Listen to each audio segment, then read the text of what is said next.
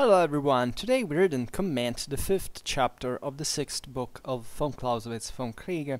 Its title being Character of the Strategic Defensive. The text follows. We have already explained what the defensive is generally, namely nothing more than a stronger form of carrying on war by means of which we endeavor to wrest a victory in order, after having gained a superiority, to pass over to the offensive, that is, to the positive object of war.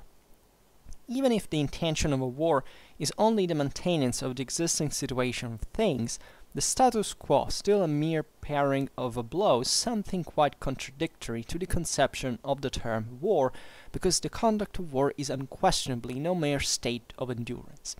If the defender has obtained an important advantage, then the defensive form has done its part, and under the protection of this success he must give back the blow, otherwise he exposes himself to certain destruction. Common sense points out that iron should be struck while it's hot, that we should use the advantage gained to guard against a second attack. How, when, and where this reaction shall commence is subject certainly to a number of other conditions, which we can only explain hereafter.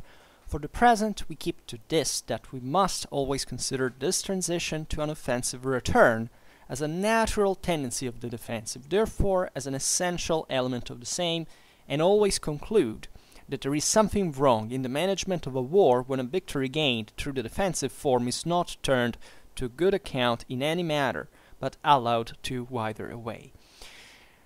A swift and vigorous assumption of the offensive, the flashing sword of vengeance, is the most brilliant point in the defensive.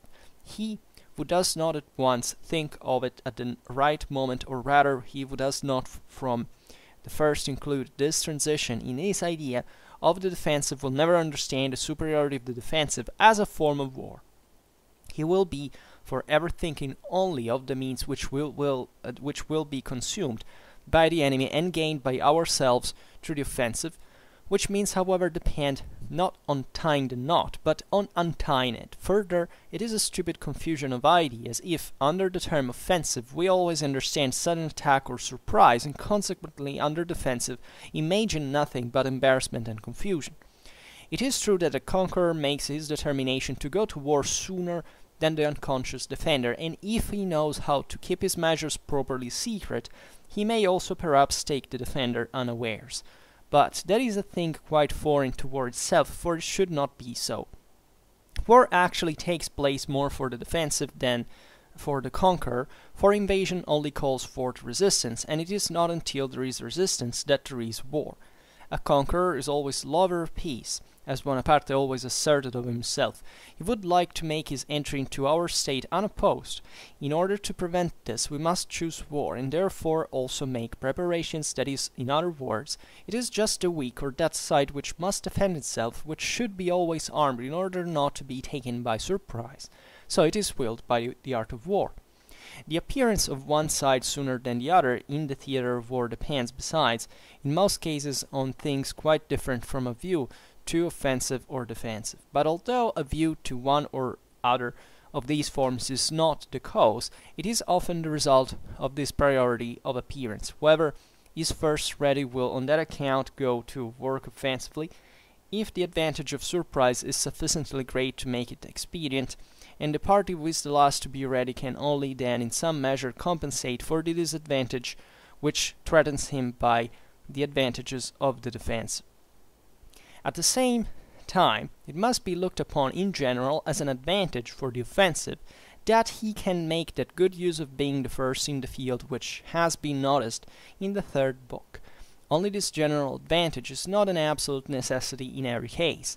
If, therefore, we imagine to ourselves a defensive such as it should be, we must suppose it with every possible preparation of all means, with an army fit for and inured to war, with a general who does not wait for his adversary, with anxiety from an embarrassing feeling of uncertainty, but from his own free choice, with cool presence of mind, with fortresses which do not dread a siege, and lastly, with a loyal people who fear the enemy as little as he fears them.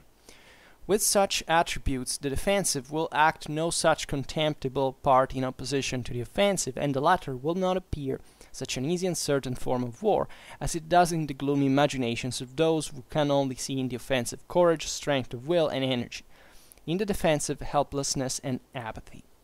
So this chapter fundamentally stresses a very important conclusion that we have already drawn from the previous ones about essentially the counteroffensive essence of the defensive behavior. As we have seen that fundamentally the advantage deriving from the defensive is just to be collected when you pass the counterattack, when you have posed the enemy in a condition of disadvantage that you have measured in order to counter-strike, and that fundamentally within this lays the same essence of the defensive.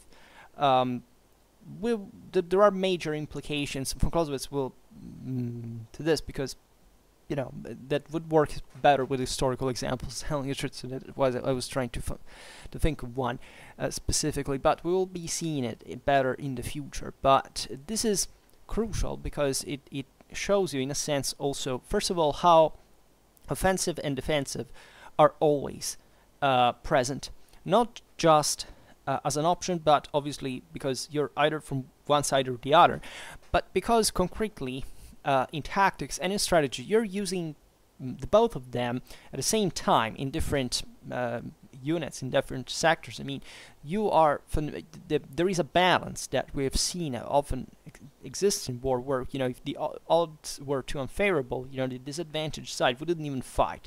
So most of wars are actually fought with this always very frequent swing between offensive and defensive, and study any campaign, you can realize it very clearly. Of course, sometimes this takes some time, a broad, more evident form, like, that there is a culminating point of the attack. That's a very important part of the moment, of course, of the offensive that von Clausewitz will study, also we will see in detail at some point, but that fundamentally that can open to a counterattack and therefore eventually to a retreat. So yes, it does go like that a little bit. Also, because and here it's the digression should open. But let's say not to mislead too much. You should always bear in mind that this is military-wise. That is to say, from a merely tactical and strategical point of view, as far as we are concerned, politics, that is the one that uses war instrumentally at this point, can suspend the military action at every given second, right? So what eventually happens in certain wars, for you not to say, well, you look at that war, they advanced and they stopped peace point. Well, that's because there is a political reality moving war at every damn second, right? And completely. So that there is nothing without that specific will, military-wise. And this is the reason why sometimes also people have indulged, and this is what von Clausewitz is saying, essentially, that essentially the offensive is the strongest form of war, right? That there is this intrinsic advantage of an aggressor that manages to surprise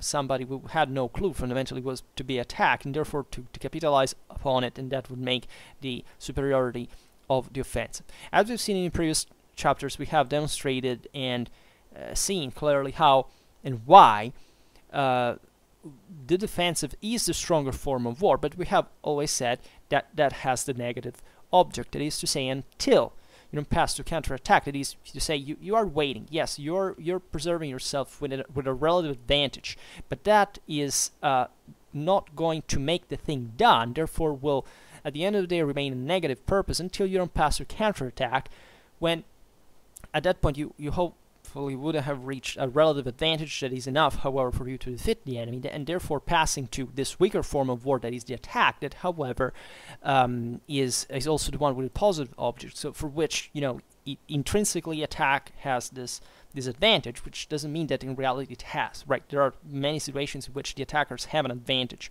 over the defender.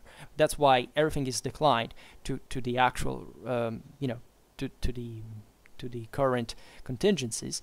But in general, yes, defensive has is the strongest form of war with a negative object, and the offensive is the weakest form of war with the positive object.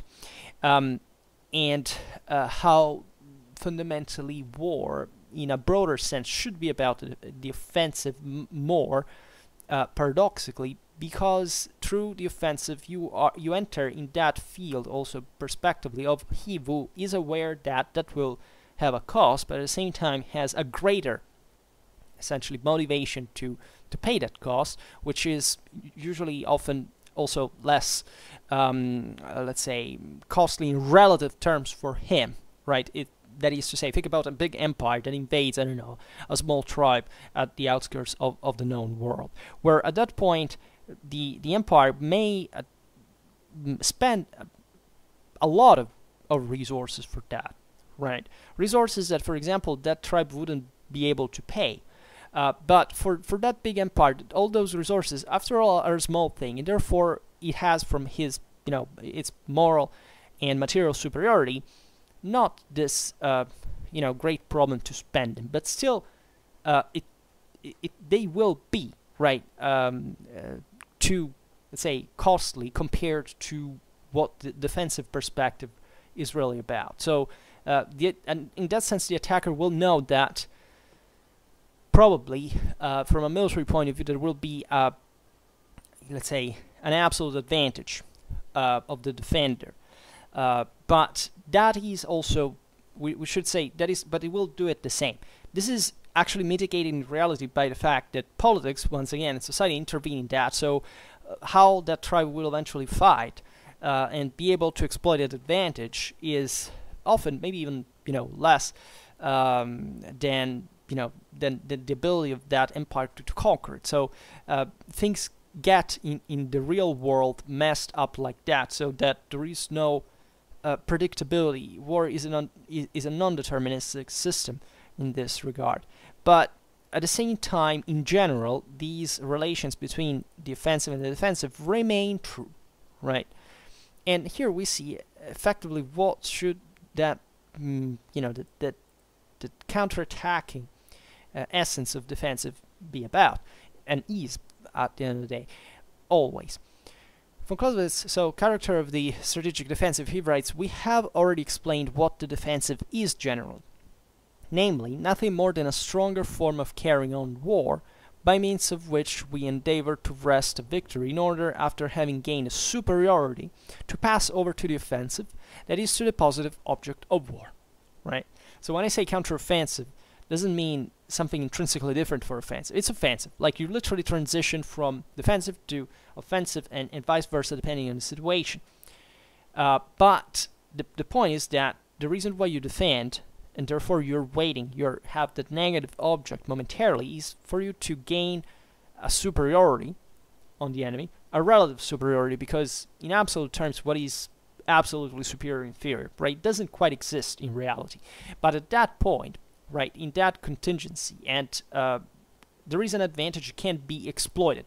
This is the crucial aspect of it. There is a decisional process in which you have to identify. Very often it's not easy to understand when you can pass on the offensive. And don't think it's that easy, in the sense that there may be, like, you most of the time you can't be sure about what will happen, right? You can have a better judgment and be more insightful, a better military mind, but let's say that there is no certainty all the time, and there may be times in which that superiority is not so, okay, let's wait, let me watch the clock, how much it takes before I gain superiority. No, that superiority may be floating out there, and you don't know where, when if it passes, if it's ever coming back, right? Think about Overlord. I mean, the Allies at the time, it was, I mean, June the 6th was possibly the only feasible time for invasion, right? And they risked, but it could have taken even, just the sea to be a bit more agitated, it would have failed, right? So that tells you, given the sheer magnitude of that operation and all the political, military, social consequences of that for in our history, how by such a trivial thing like there's a bit more wind, right? What was decided by, and this, considering that there was a huge mass of forces involved, that you would say, well, but those overwhelmed the wind. Well, not really, because in reality we do depend even on those smaller things. Doesn't matter how much we do. So reality is not that kind of numerical absolute mathematically calculable war, we most of the times don't have any idea of most of the things that would be necessary to actually carry out a reasonable decision in war, right? Because 3/4 at least of what we would need to know that is unknown, and that's how messed up it is, right? So to pass to the offensive, that is to the positive object of war. And the positivity of the object of war, we're not stressing that now too much, because we're talking chiefly about the defensive now, so we are focusing not much on the negativity of its object, but rather on the advantage deriving from the fact that it's the strongest form of war.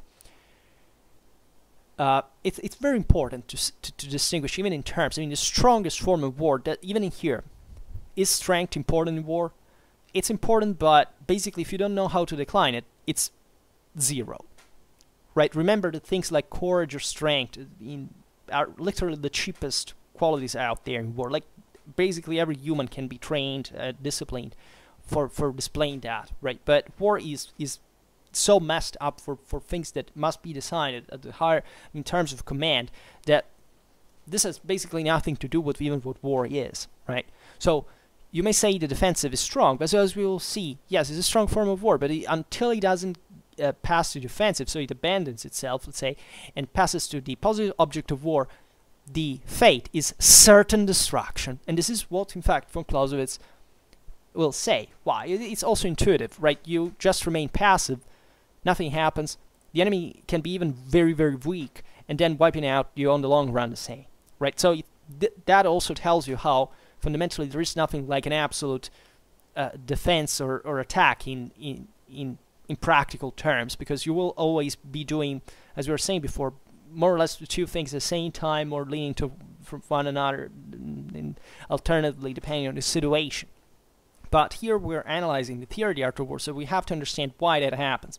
So never confuse also the fact that defensive is the strongest form of war with, you know, okay, we should always defend. No, this is not how it works, you know. And if you have followed the Vom Kriege to this point, I mean, I don't even need to remind you how this theory works.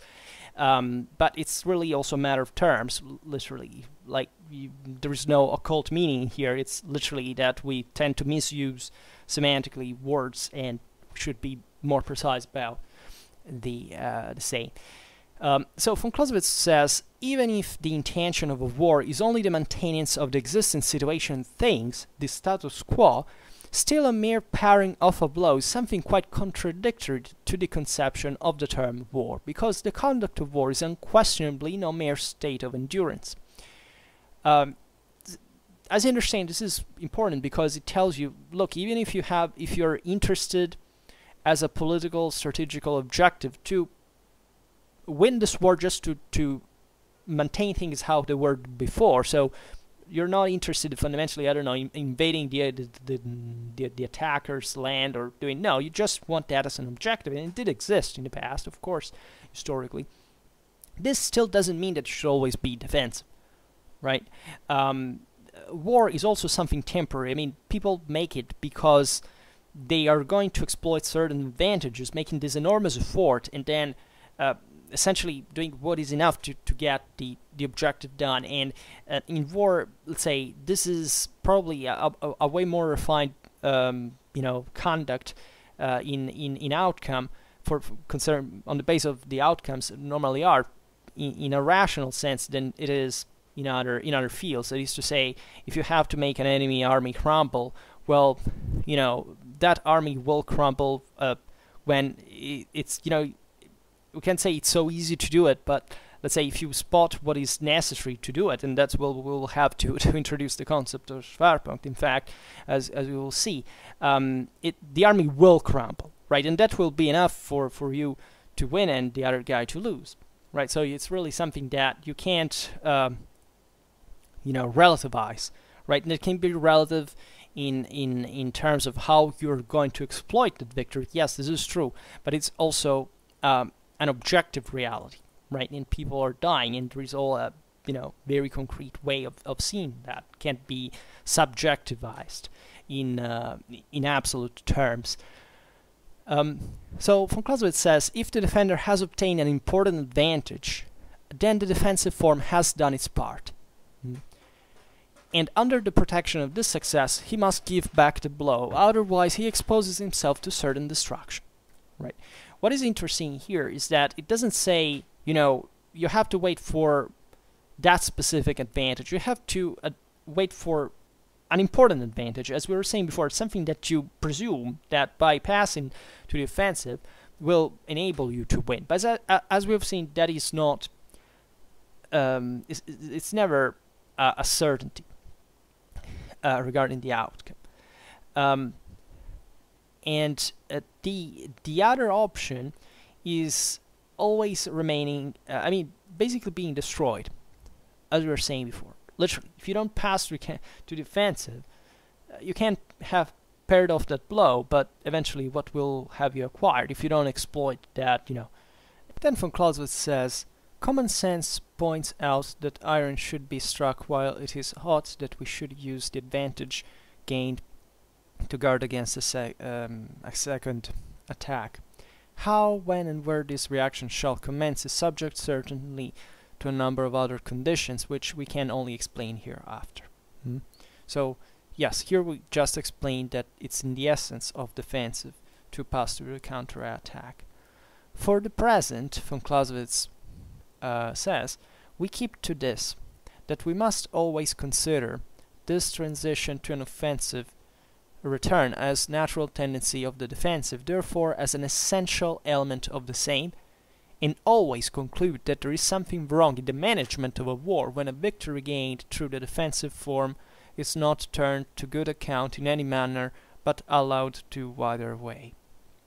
So, these wrong things, as we've seen, can even be are to be meant in non-military terms, right? And therefore, we don't have to consider them as, you know, as if they have to do, as we were saying with politics, for example, as we were saying before. I mean, politics will interfere for its own reasons that, as we've seen, the military is always subordinated to. So that doesn't correspond to military logic, but to the same logic for which the military is employed in the first place. So it's different from saying, okay, this war is led by politics. Right, this is just about the proceedings of how war is waged, practically. And von Clausewitz says, a swift and vigorous assumption of the offensive, the flashing sword of vengeance, is the most brilliant point in the defensive. He who does not at once think of it and at the right moment, or rather, he who does not from the first include this transition in his idea of the defensive, will never understand the superiority of defensive as a form of war. He will be forever thinking only the means which will be consumed by the enemy and gained by ourselves through the offensive, which means, however, depend not on tying the knot, but on untying it. Tying the knot, but untying it. Further, it is a stupid confusion of ideas. If we under the term offensive, we always understand sudden attack or surprise, and consequently, under defensive, imagine nothing but embarrassment and confusion. So this means that the whole point of the offensive is giving back to the enemy this blow that has received, right? It's a vengeance proper, von Clausewitz says, and this is done by letting the enemy attack and then waiting for this advantage coming, then striking back with this greater force. And in this regard, von Clausewitz laments a misunderstanding of the nature of the offensive and the defensive by saying essentially that many people believe that the offensive has, in this sense, the declarer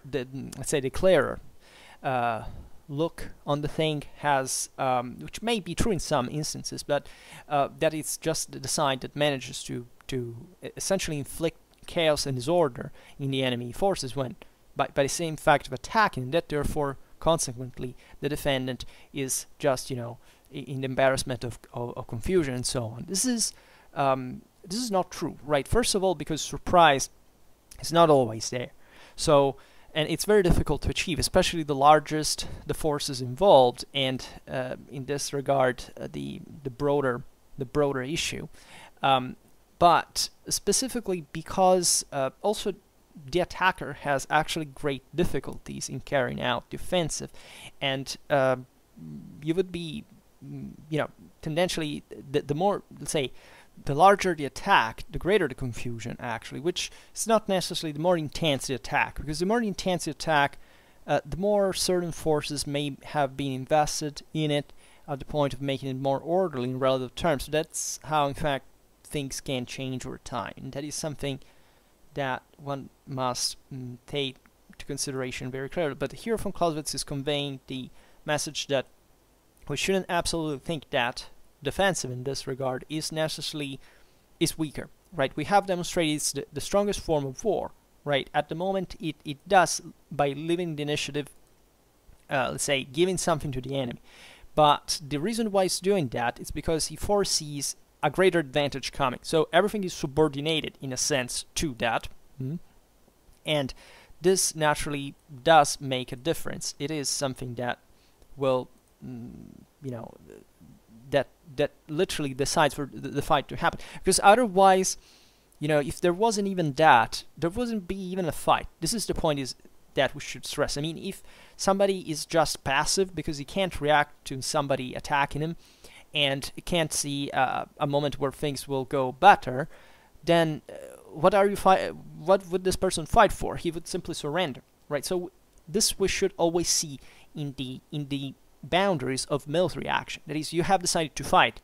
Yes, this can change, in fact, and that's what usually happens. That was bring it to a side that can't see any way out of this. I surrender, right? For whichever reason, even in there, it can be, maybe there was a way through that, but they stopped believing in it. So that's why also the moral resources are always so dramatically important. Now, Von Clausewitz says, it is true that a conqueror makes his determination to go to war sooner than the unconscious defender, and if he knows how to keep his measures properly secret, he may also perhaps take the defender unawares. Right? We've seen it, that the offensive does have this general aim, right? But that is a thing quite foreign toward itself, for it should not be so. But that is a thing quite foreign toward itself, for it should not be so. Why? Because war actually takes place, Von Clausewitz says, more for the defensive than for the conqueror. For invasion only calls forth resistance, and it is not until there is resistance that there is a war. What we were saying before. It's not until there is resistance that there is a war, because otherwise, what would be, even if there were two sides, let's say, attacking all together, at some point one would gain the upper hand over the other, and the other would have to resort to the defensive, and at that point resistance begins, right? So this is very, let's say, theoretical, but it's concrete in how it happens. So as we were saying before, either you have a good reason for thinking that assuming the defensive will give you further advantage at some point, or there's nothing really to do. And Von Clausewitz says a conqueror is always a lover of peace, as Bonaparte always asserted of himself. This is no paradox. Von Clausewitz says he would like to make his entry into our state unopposed. Not only, but I would add he also wants to get the thing done as quickly as possible. Right? Who assumes the defensive hopes for lengthening the war, and to gain that advantage he expects through to the defensive itself. So Von Clausewitz says, in order to prevent this, that is, in entering our state unopposed, we must choose war, and therefore also make preparations. That is, in other words, it is just the weak, or that side which must defend itself, which should be always armed in order not to be taken by surprise. So it is willed by the art of war. And there is no way out, right? Either you do this stuff, or you can't really hope for much of a resistance to even taking place. So this naturally is something that, as we will see, is done by everybody, in the sense that the same reason why we have a military in the first place. That is not to say that it's just for defensive purposes, quite the contrary, but let's say this doesn't invest just the military. It invests properly politics, society, so everything we can put in motion for supporting the military in this resistance that we have to attempt against invader. And von Clausewitz, I repeat, this has nothing to do with the idea, so von Clausewitz pro-defense or pro-attack. No, actually, if you really want to shift the balance, von Clausewitz is essentially for the attack, right? But this has not to do with the idea that you should be doing these things all the time.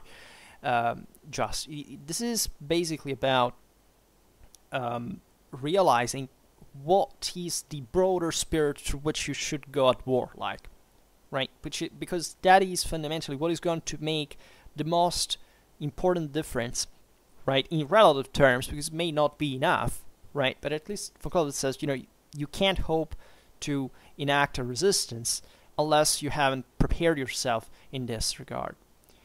Von Clausewitz says, then the appearance of one side sooner than the other in the theory of war depends, besides, in most cases, on things quite different from a view to offensive or defensive.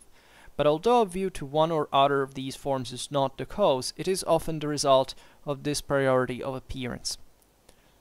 Whoever is first ready will on that account go to work offensively, if the advantage of surprise is sufficiently great to make it expedient, and the party who is the last to be ready can only then in some measure compensate for the disadvantage which threatens him by the advantages of the defense. There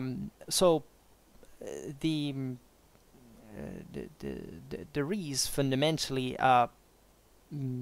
yes, a tendency of exploiting the the advantages of offensive when he who defends in this regard is not prepared.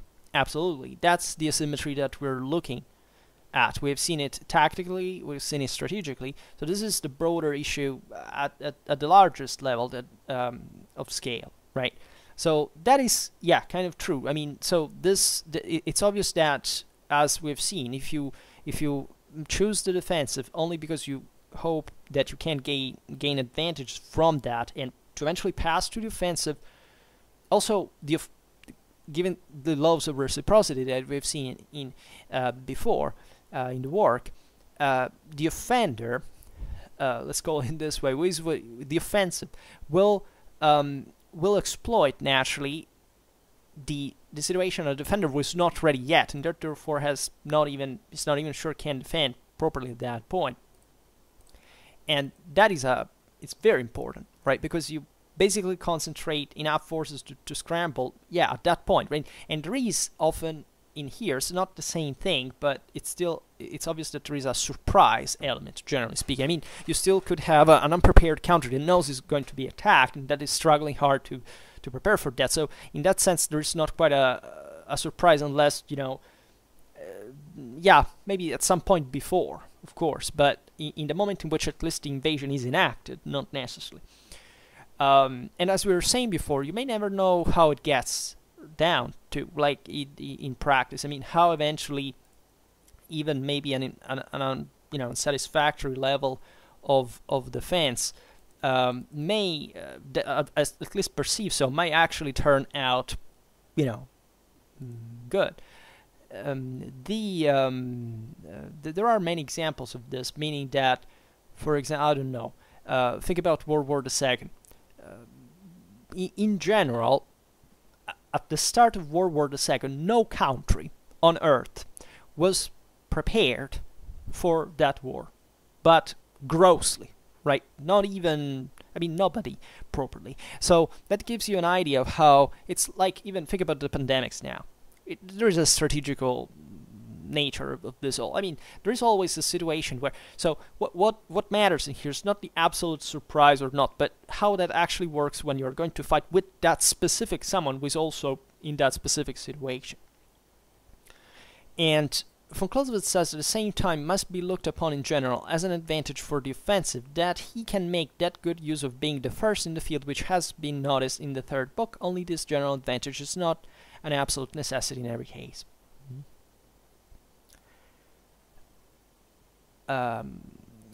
So, of course, being the first in the field does confer some advantages, and the field here is broadly meant. Now, von Clausewitz says, but it's not always necessary, by the way. This is important to stress as well. We've seen it before, right? Not necessarily being the first one means that you make it right? That advantage is enough. If therefore, von Clausewitz says, we imagine to ourselves a defensive, such as it should be, we must, so with all the due preparations, we must suppose it with every possible preparation of all means, in fact, with an army fit for and inured to war, with a general who does not wait for his adversary with anxiety from an embarrassing feeling of uncertainty, but from his own free choice, with cool presence of mind, with fortresses which do not dread a siege, and lastly, with a loyal people who fear the enemy as little as he fears them. With such attributes, the defensive will act no such contemptible part in opposition to the offensive, and the latter will not appear such an easy and certain form of war as it does in the gloomy imaginations of those who can only see in the offensive courage, strength of will, and energy, in the defensive helplessness and apathy. Right? This is wrong. Right? And remember that this is said from he who says you should put more intensity ever in war. So we've seen how, generally speaking, the offensive has that upper hand in relation to the costs, that, I mean, of how much you can endure given the disadvantage, generally speaking, the offensive poses, as we were saying before, talking about the great empire, the small tribe, right? But the idea here is that it's in fact wrong to believe that the defensive doesn't have courage, strength, or will, or energy, right? And this is something that we can all understand. And von Clausewitz naturally was talking from a time in which there was and there would remain also for times to come, creating even some problems, some misconceptions about this. I mean, considering the movement just the solution in a sense, the movement and chiefly the offensive in that regard. But the defensive is a pretty, it's the strongest form of war, and it does function like that. It's difficult to, let's say, stress how often this happens also, historically speaking, but the important of this all is realizing, and we'll see it more in detail, the difficulties that literally the attacker has in carrying on the attack, and all the very delicate balance that most of the times is out there in real war to make that crumble in a sense. So that's true for the defendant as well, right? And there are always these pros and cons, and that naturally in reality become always even because you see there are people who seek saying things like we had to win or lose, like we have to make sense of how eventually this thing went, the outcome of it. The point here is that most of the times we'll not understand it because the odds are usually so balanced that unless there is a major mistake or form of there's something so macroscopically evident that went wrong, but even at that point it would be difficult to spot the exact causes of it so simply, and saying just the guy who won at the end of the day had to win. And real war in its complication, and the larger it is, but even you would be surprised, even for small clashes, as you can imagine largest ones, is often not so understandable on that line, right? And it's always way more balanced and delicately so that it becomes very, very difficult to make sense of it. You can see the general pattern out there, but in terms of cause-effect ratio, in the mess that was before, in this very pressured and complicated system, to make sense of it concretely is very, very, very difficult. So for now we stop it here. I just hope that you enjoyed this video. If you did, please share it, otherwise leave a like or subscribe to my channel if you're interested in my upcoming content. And for now, I thank you heartily for listening to me. I wish you a nice time and see you next time. Bye.